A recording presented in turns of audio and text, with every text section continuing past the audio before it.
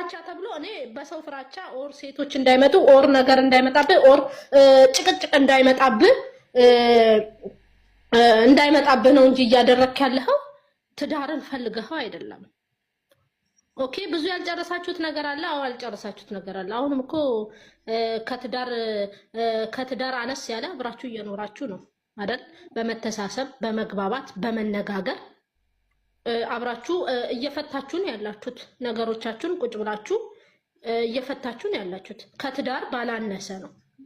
ትዳርን ትንሽ ነገር መሀላችሁ ላይ የሆነ ነገር ነው እንጂ ያላስገባችሁበት ኦልሬዲ እየኖራችሁት ነው።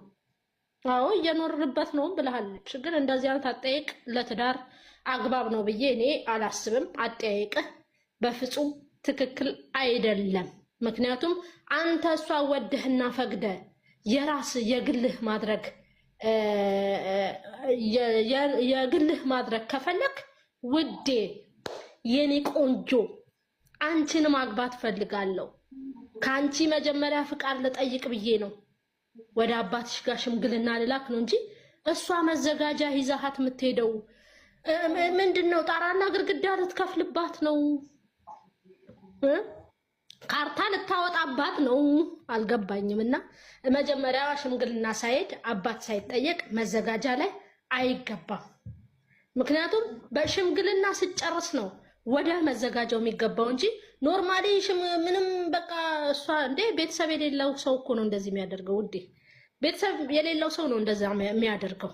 እንደኔ ቤተሰብ የሌለው ሰው ነው ኖርማሊ ተያይዞ ሄዶ ተፈራርመው በቃ ተፈራርመናል ተጋብተናል ብሎ የሚደመድመው እንጂ ቤተሰብ እያላት በክብር ሽምግልና ልክ ኦኬ በቃ እኛ መጨረስ የምንፈልገው በመዘጋጃ ነው ብለህ ራስ ወስነ ስትነግራቸው ለሽማግሌዎቹ በመዘጋጃ ልጨርስ ትችላለህ እንጂ አንተ እዛ ጋር ሽምግልናው ሳትገባ የቤተሰብ ክብር ሳታሳያት ዝም ብሎ ሄዶ መፈረሙ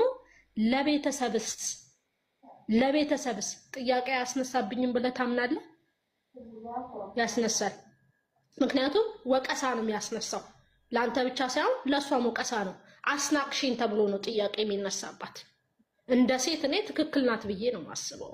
ሲቀጥል የጀመርከውን ነገር ከአብሳራተም ጋር ያለክን ነገር ቁጭ አድርገህ አሁን እሷ ይሄን ነገር አምታ ስላናገረቻት አዎ ትክክል አይደለችም። ግን የሆነ ጥፋት ባጠፋች ቁጥር ወስደህ እየደበካት ከሆነ ኮንፊደንስ እያሳጣሃት ነው። እንደኔ በትክክለኛው መንገድ ኮንፊደንስ እያሳጣሃት ነው። ኦኬ ትክክል አይደለችም። አዎ ትክክል አይደለችም።